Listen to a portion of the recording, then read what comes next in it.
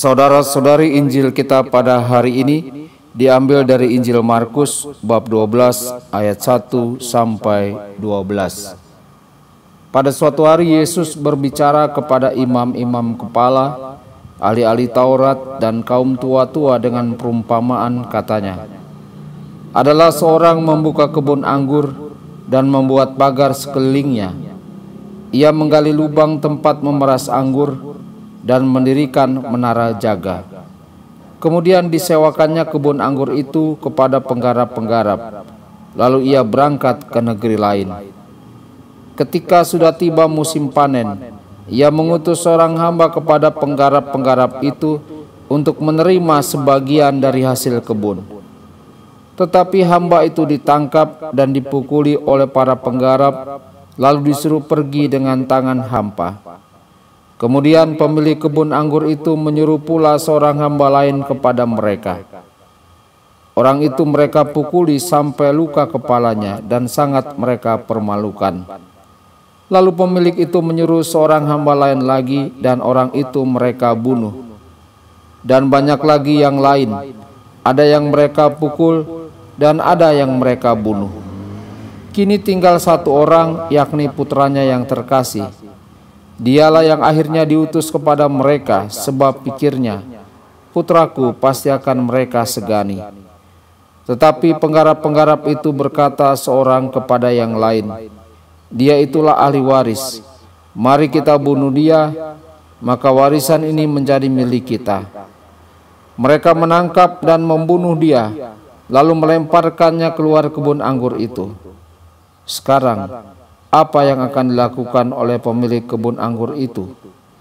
Ia akan datang dan membinasakan penggarap-penggarap itu, lalu mempercayakan kebun anggurnya kepada orang-orang lain. Tidak pernahkah kalian membaca ayat ini? Batu yang dibuang oleh para tukang bangunan telah menjadi batu penjuru.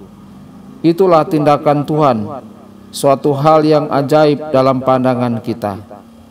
Lalu mereka berusaha untuk menangkap Yesus, karena mereka tahu bahwa merekalah yang dimaksudkannya dengan perumpamaan itu. Tetapi mereka takut kepada orang banyak, maka mereka pergi dan membiarkan Yesus. Demikianlah sabda Tuhan, terpujilah Kristus.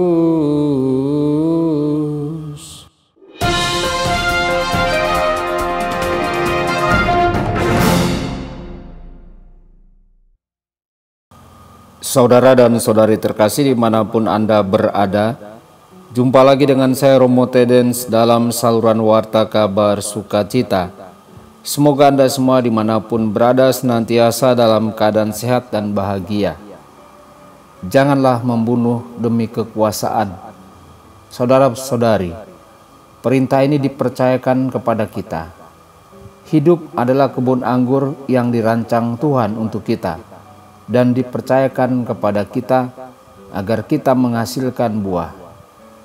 Tuhan telah memberi kita sebuah kehidupan untuk dikelola dan menghasilkan keuntungan. Keuntungan dari hidup kita bermanfaat bagi kita semua. Pemiliknya adalah Tuhan, tetapi kitalah yang mengaturnya. Hal baiknya adalah pemiliknya murah hati dan ingin kita melakukannya dengan baik. Jika kita melakukannya dengan baik, kita semua mendapat manfaat darinya. Saudara-saudari terkasih, pengambil alihan terjadi ketika kita menjadi sangat posesif, sehingga kita akhirnya melihat kehidupan dengan cara yang egosentris dan narsistik.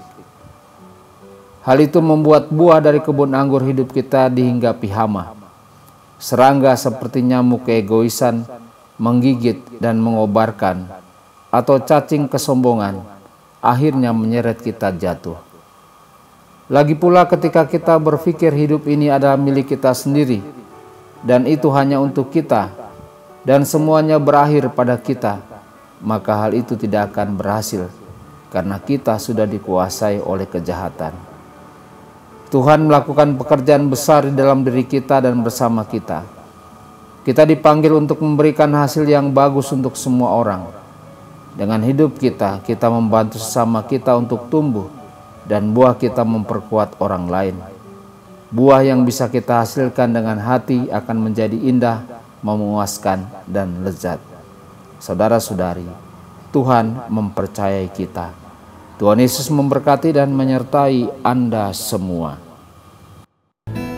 Sabda Allah adalah kebenaran. Sabda Allah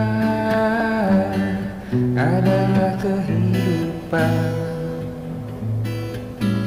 Mari kita mencintainya, mari kita menghayatinya. Ya Tuhan yang ku muliakan, sabdamu angkat resahku.